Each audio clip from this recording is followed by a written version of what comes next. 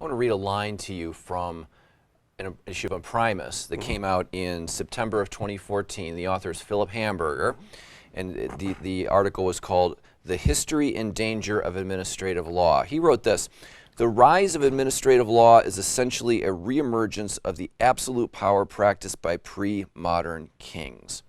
Do you think that's true? He seems to be suggesting the administrative state is not a new idea of the progressives, it's actually the reemergence of an old idea that Americans already had rejected.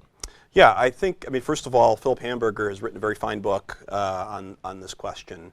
And I think what he's alluding to is the problem of the fact that we have this whole body of law that's out there, administrative law. It's a topic I teach on occasion. In fact, it's how I kind of got interested in all these questions.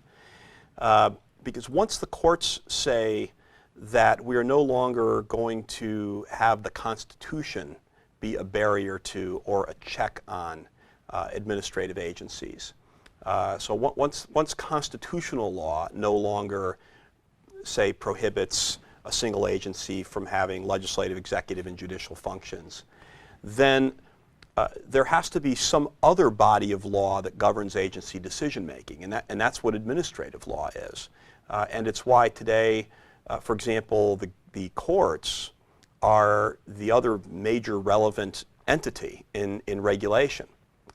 Right now, regulatory policy is essentially a fight between the two unelected branches of government, the administrative state and the courts, over which one of them is going to be most influential in policy making. And I think that that's what Hamburger is alluding to there, that this goes back to a time before we had government by consent.